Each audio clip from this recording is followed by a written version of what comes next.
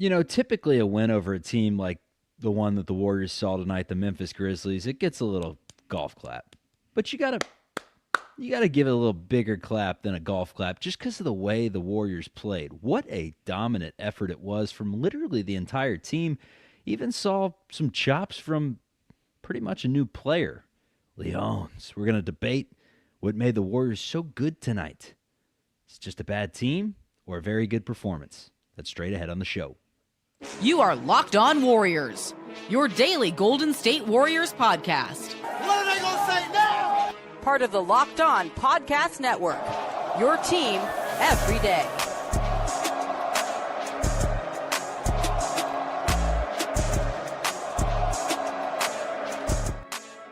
What is the good word, everyone? Welcome into Locked On Warriors. We are part of the Locked On Podcast Network, your team every day. Golden State, 133. The Memphis Grizzlies, 112, a 21-point win to semi-make up for that uncalled-for loss down in New Orleans on Wednesday night. Today's episode is brought to you by our friends over at 5 Hour Energy. Yummy. Have your cake and drink it too. Birthday cake flavor is back. No fork needed. Vanilla-y, cakey flavor. It's caffeinated kick and no sugar. It's party time. Order now at 5hourenergy.com or Amazon. Matt Kolsky is my co-host on the program today. We worked together at 95.7 The Game in the Bay Area. I also worked at CBS News Bay Area. He also worked at KNBR. But enough about that. It's on to the Warriors scoring again, like they did against Denver. I mean, the first half of today's game, I'll just throw up the box score for you real quick. They had 74 points at halftime. They had 3 players in double figures at halftime. They ended up with 133. They ended up with 8 players in double figures. Leons almost getting there with 9 points in the game.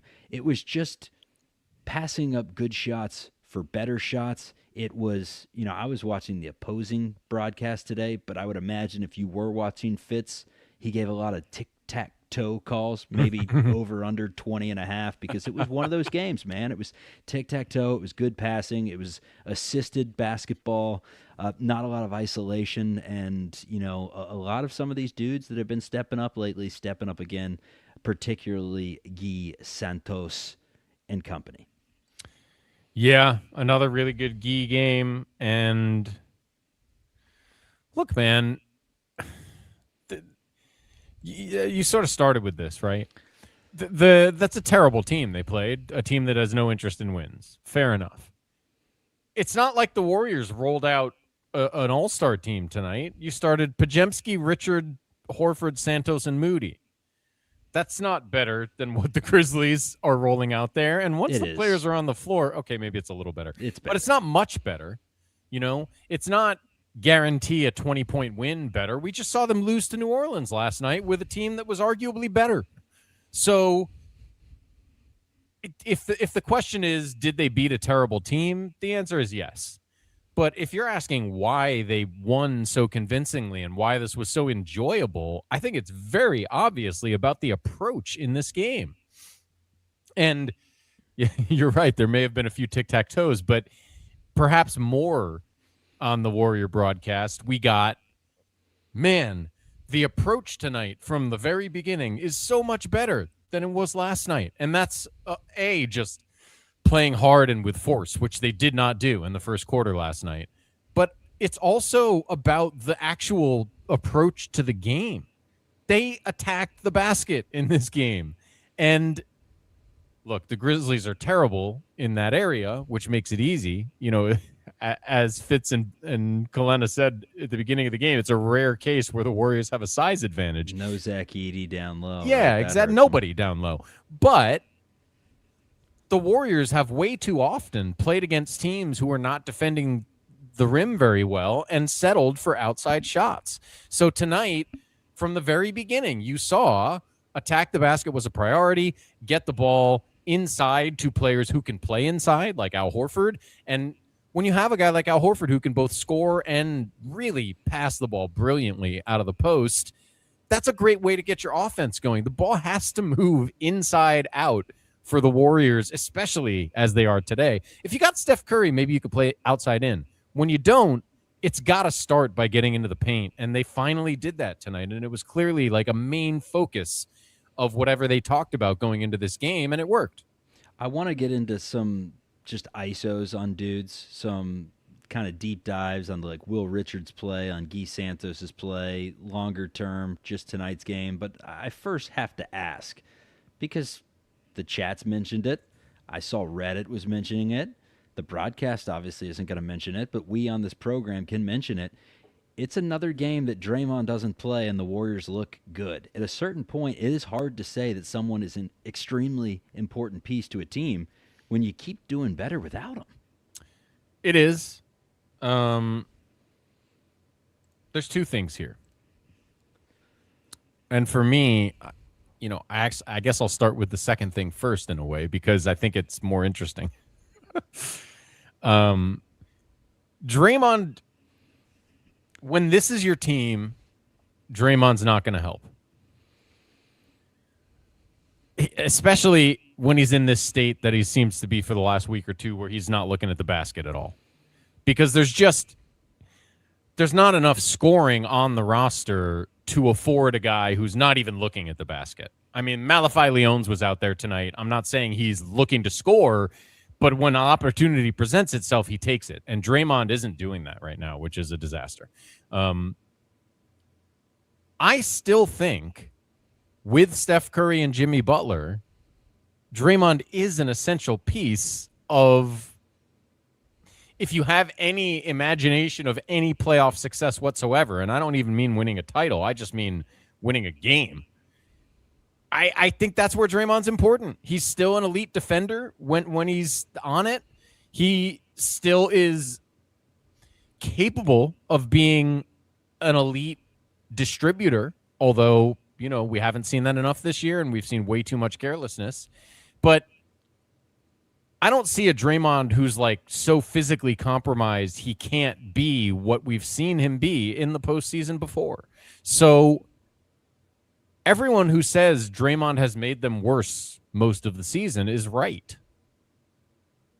But I don't know if that means he's not still an important piece of what you want this team to be. Now, here's the second thing, and this is probably, at the end of the day, the more important thing. Let's say he does make the team worse. What are you going to do about it? Just play Gui Santos more. All you're going to do is, here's but what I you're mean, going to do, Kolsky. Here's what you're going to do. I mean, moving forward, Chuck. Oh, yeah. Well, think about how Draymond came into the league and his opportunity given when Steve Kerr finally said, you know what? I'm going to send David Lee to the bench. I'm going to bring in Draymond Green. Like, what if that's the way he went out, to where it was like Draymond's going to the bench and we're going to bring in this guy, Gui Santos, that no one thought anything of. It was always Kuminga's going to take Draymond's spot. It was never Gui Santos. Let's not have that conversation again. But you're right. I think there would be a kind of poetry to that. Yeah. That may happen down the stretch, especially if we don't start to see regular Gui Santos Hall of Fame. I think if we don't start to see Kristaps and Steph back on a day-to-day basis, that may happen. Right? Draymond may start to take games off, play 20 minutes when he does play, and we see a lot more Gui Santos. But that to me is not. That's not the real issue, though, is it, Chuck? The issue is the offseason. Like the people saying Draymond makes the Warriors worse, what they're saying is get rid of him. Yeah. I don't think they can. He can make it easy if he decides to opt out. Why would he do that? He likes podcasting. He's good at podcasting, man. He's good on the airways. He's got plenty of money, I'm sure. Listen, assuming he's not retiring, which I don't think he is. He's old. Why would he could retire? He could. But assuming he's not, I think it would be very surprising if he did not pick up that option, because, what is it, 27 or something like that? I don't think he's getting over $20 million on the open market. Although, who knows? It's, free agency is weird, and there's never a great class anymore because of all the trades. So who knows? But I look at it differently than you. I look at it through the fact that he may just be, all in on the media career. He's played a ton of basketball. He's won 4 championships. And you really think that's going to happen? That he's going to walk away from $27 million to podcast? I don't know, man. How's his body feeling?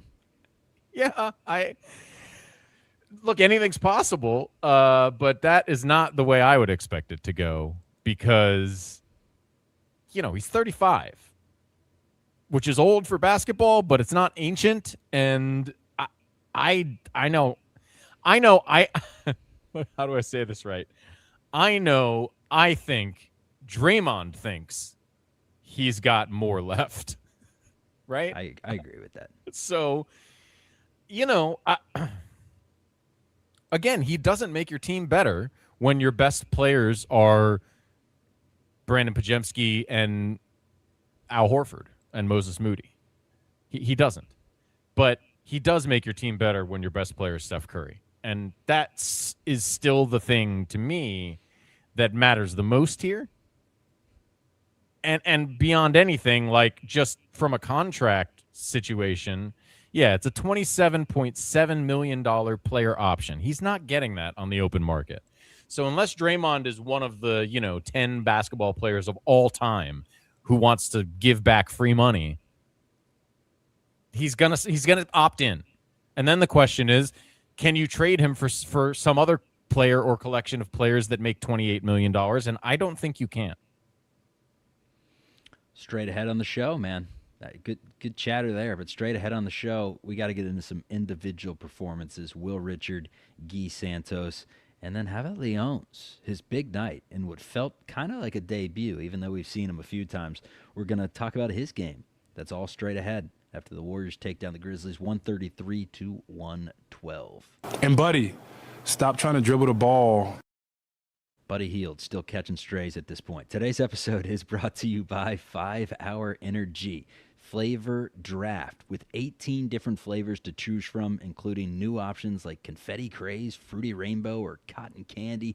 There's something for everyone. The board is set, the flavors are ready, and I've got my number one pick for the 5 Hour Energy Flavor Draft.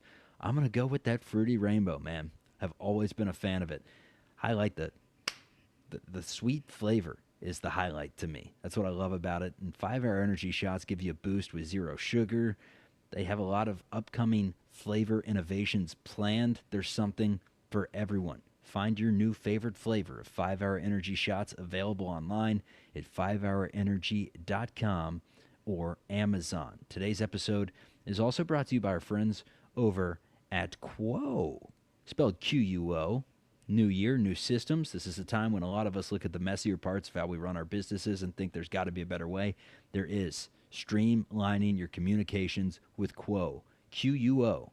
It's the smarter way to run your business communications, because when your team is reachable, organized, and communicating in one place, you're not just working cleaner, you're creating more opportunities to connect with customers. Your whole team can call and text from one shared business number. You also have smart AI tools that help you out, and there's a reason why 90,000 businesses use it, from solo operators to growing teams. Try Quo, plus get 20% off your first 6 months when you go to quo.com/LockedOnNBA. That's QUO.com/LockedOnNBA. Quo, no missed calls, no missed customers. Let's get back to the show. Forget that. We champs. Why are you starting with that question? We got 4 championships. All right, Kolsky, I feel like I'm literally in a library. And you know I like to bring the energy from time to time. Warriors beat the Grizzlies by 21, but I'm dealing with this new air traffic control headset that I got because I packed up all my equipment like a doofus. And I guess over under 2.5 on the amount of voice cracks we've gotten from a hot mic. I'm doing my best. You're doing pretty good. Your library voice is nice and soothing, and okay. On the bright side, the setup at the new place is going to be ready to go when you get there. It's going to be awesome. And here's the deal, man. I actually had a gentleman hit me up on email, actually, on Gmail. Told me he loved the show and told me that it puts his child to sleep. There you go. So, yeah. Perfect. I don't know if that was like a backhanded jab of just like, your show is boring as hell, man. It puts my child to sleep. Or if he was saying my voice is soothing. I honestly think it was the latter. And he was saying that the voice is soothing and his son loves it. So we'll take that. Anyways, we're all loving Gui Santos right now, man. I feel like he has to be, if you picked a fan favorite on this team, like he's got to be 1 or 1B. Take away, the obvious Steph Currys of the world. But Santos has just been so good, man. I mean, he's averaging 16 a game in 9 February games. This is where opportunity and improvement are starting to intersect. And you look at what he's done over the last month or so. I mean, we got the stats on the screen for the visual learners. He had 17 tonight, right? Was that the final number? Sounds right. Yeah, 17 tonight, 15 against New Orleans, 17 against Denver, 17 against Boston, 16 against Memphis, 15 against the Lakers, 18 against Phoenix, 13 against Philadelphia. I mean, there was a point in the season when you go back to, late January when Gui Santos has only hit double figures twice the entire season. And in the last 15 games, he's a consistent 15, 16-point guy. Is it time to start talking about Gui Santos as more than just an energy guy that's now playing well on a team that's decimated and an actual NBA contributor for years and years to come? Because this is what we do, man. If Gui Santos was the 5th overall pick in the draft, we'd be hyping him up right now. But when you get someone that's late in the draft and that just kind of comes out of nowhere, it takes a minute. Seeing is believing to a certain degree.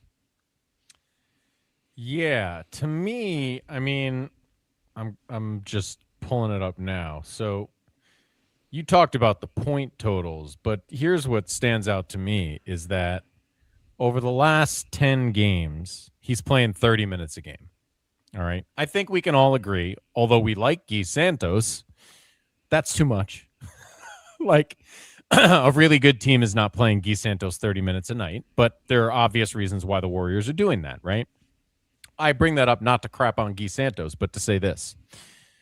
In significantly increased minutes, with significantly increased opportunity, more shots, just a ton more time on the floor, he's shooting 60% from the field and 46.5% from three-point range.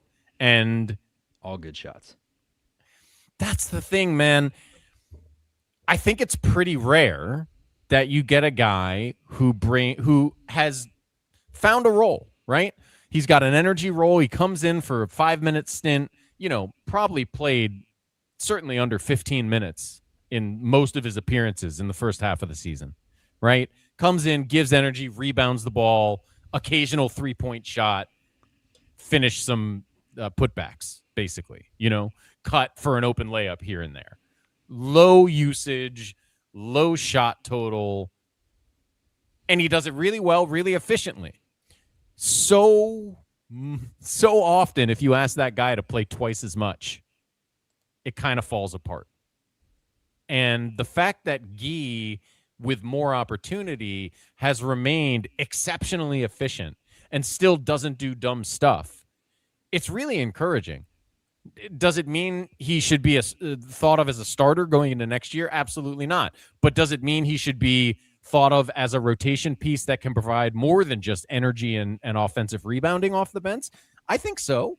He's 23 years old. There's no reason he can't improve even more, at least in terms of, long-term efficiency with the three-point shot, continued improving in understanding where he's supposed to be on the floor. Ball handling can improve a little bit, right? There's areas for improvement. He's never going to be an all-star.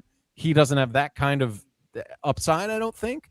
But a consistent, significant, valuable rotation guy, yeah, I think that's what he's showing us he is. And again, I just keep going back to when you get more opportunity and you remain this efficient, that does mean something. Will Richards' night, he had 21 points to lead the way for the Warriors. 9 of 15, had 5 rebounds, had 6 assists, protected the basketball. His hands were everywhere, had 3 steals, was getting into passing lanes. Were all 3 of them against his old teammate? He was when he plays against Walter Clayton, he looks like he wants to prove to people that the draft positions were incorrect. You know what I mean? It's looking that way, man. I think if you if you had a snake draft right now and it was Walter Clayton or Will Richard, I think 28 teams in the league are taking Will Richard. At least, yeah. But that's not that probably, that's about both of them, right? It's not just about how much better Richard is than expected. It's also about Clayton isn't looking so good. Well, Clayton so was far. supposed to go late in the draft too, and it was it was a shock that he went as early as he did. Like he was projected later in most rounds. Yeah. But yeah. So anyway, Will Richard was great tonight. Another guy who has maybe not as obviously as Gui, but repeatedly shined. It's been weird because of opportunity. Repeatedly shined, I don't think is the way to describe it. I feel like it's No? kind of, No, I feel like it's more he steps up, he has a big moment, maybe a nice week, and then he kind of disappears, doesn't get the PT, whatever. But that's mean, shining to me. Like those weeks, that 30-point game, those are shining moments, right? And that's what I'm saying. Like to me, what has slowed his progress is opportunity. And I don't want to get back into a whole debate over the coach because Will Richard to me is a medium ceiling player who like it's been reasonably justified to play around with his rotation minutes as a rookie. He's a second rounder for God's sakes, but not to say he hasn't had a bad game here and there, but with opportunity, he's been pretty consistently good this season. He has been, again, like no one's throwing the ball to Will Richard on the wing and asking him to create. But tonight they were. Ideally, I should say, no one's asking that. And he's not well cast in that role. Like maybe with a first step, he'll get by a guy once or twice, but like he's not a creator. 15 shots, so like. But a lot of those are catch and shoot, right? Mm-hmm. I don't think this is who Will Richard is statistically speaking. I think he's more of a guy that 3-and-D does the dirty work.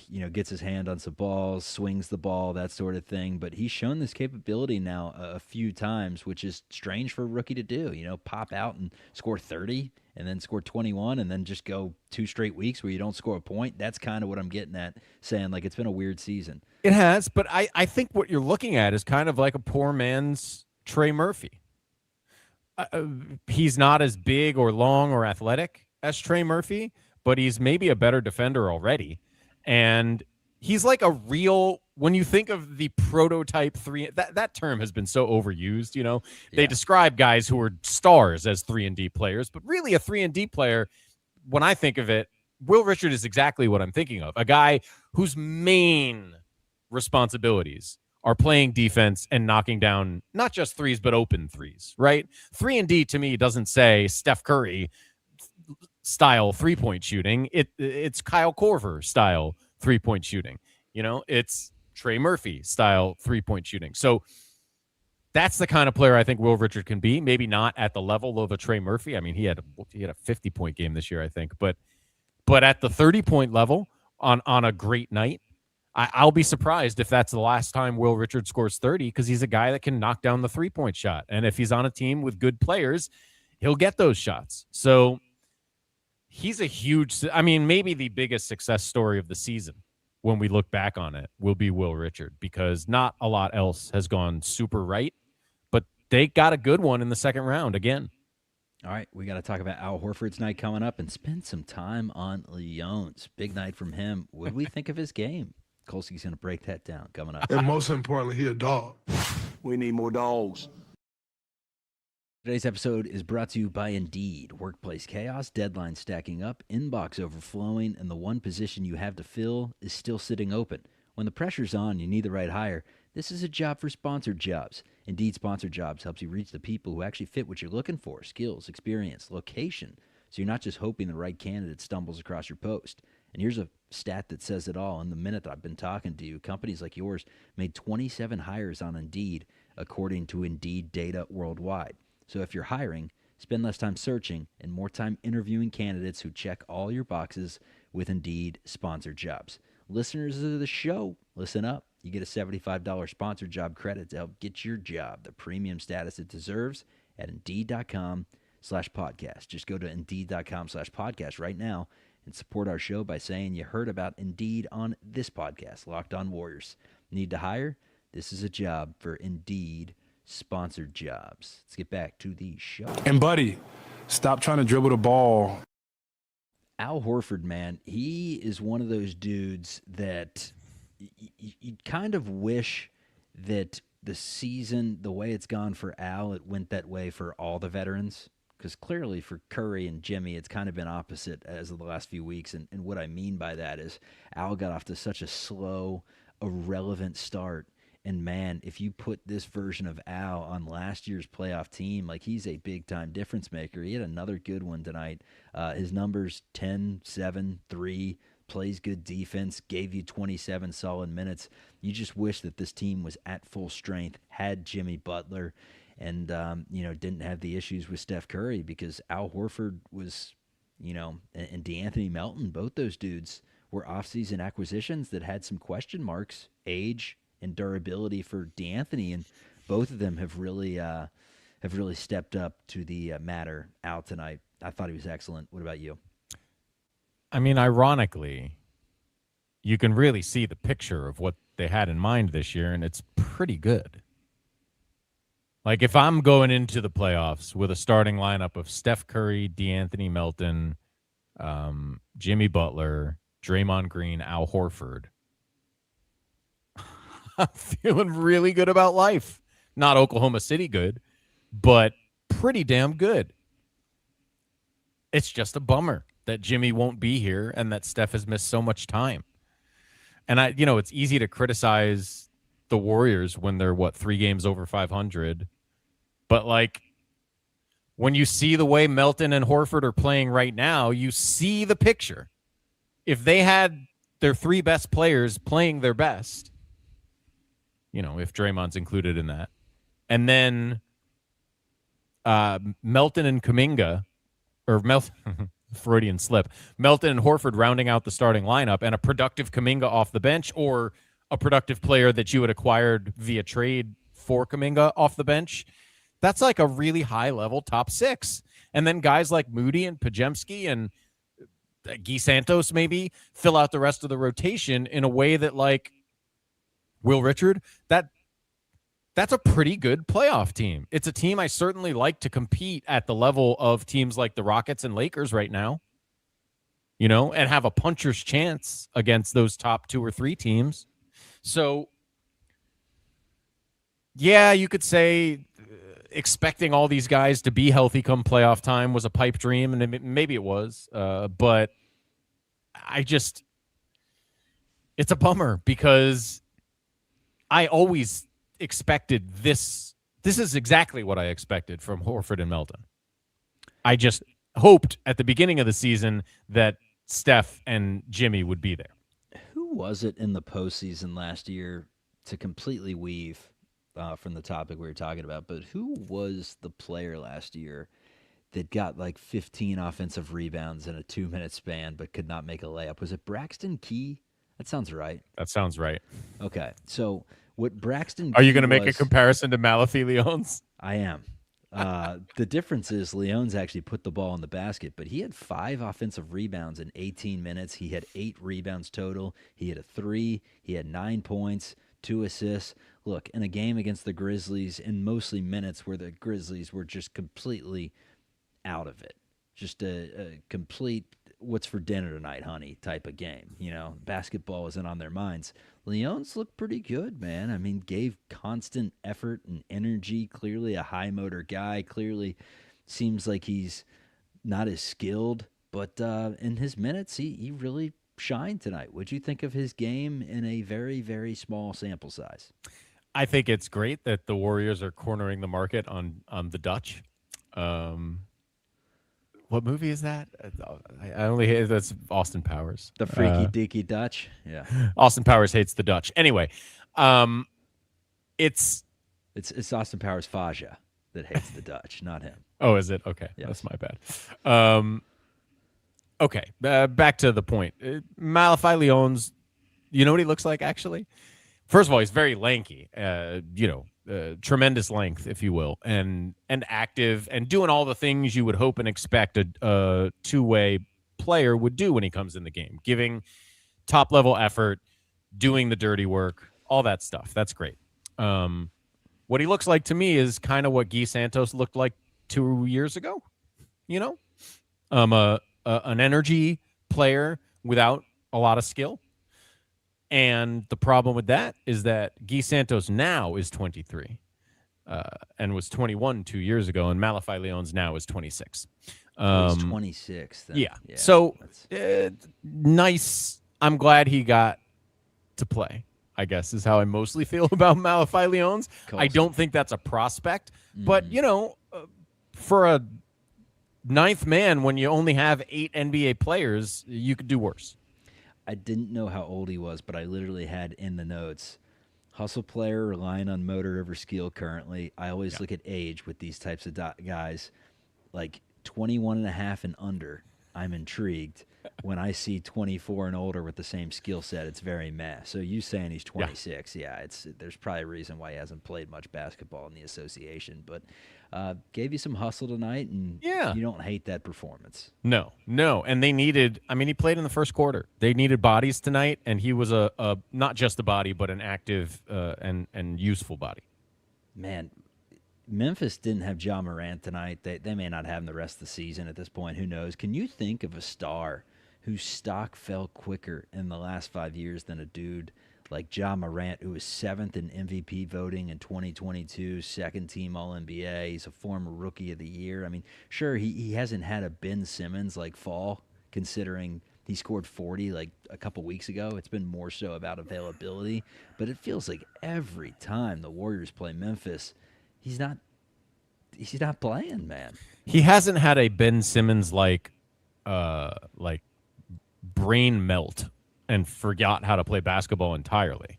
But you could argue it's worse for the team trying to get something out of him because, you're not going to trade him for peanuts and you're not going to cut him. And you're you're in a tough spot because theoretically, you want what he can do when he's on the floor. Playoffs. He was so good. Oh, man. There were so many moments early in his career where you thought this was a guy who was going to be one of the faces of the NBA for a decade. And it's an unfortunate and weird situation. There's obviously a number of things that have gone wrong, but the primary, 1,000-foot view when you take a step back is he is just not on the floor very much. And it's hard to pay someone like a star when they're not on the floor very much. Not to mention, it's hard to coach a team that's missing such an impactful and specific player because you're going to do things totally differently, whether he's on the floor or not.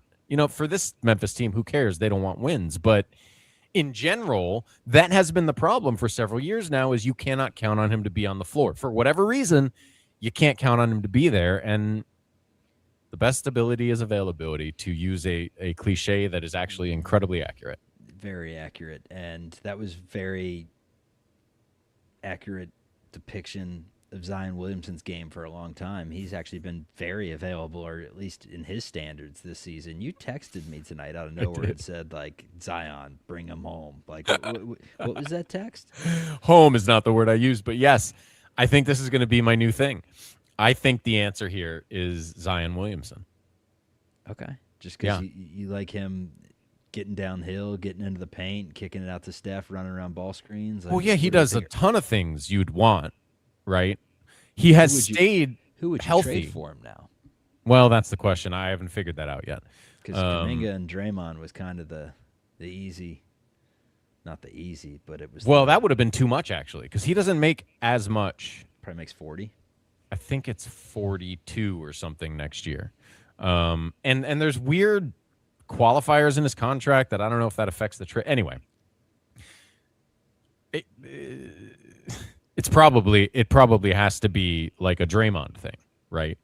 But maybe I don't know exactly how it works, but I think there's probably a way to trade Draymond and his salary and have him then opt out and go wherever he wants. If they are ready to part ways and he does want to do that, because that would be the way to get Draymond where he wants to go, is not to trade him directly to somebody, but to trade him in a scenario where he then becomes a free agent and then can go sign with the Lakers or whatever.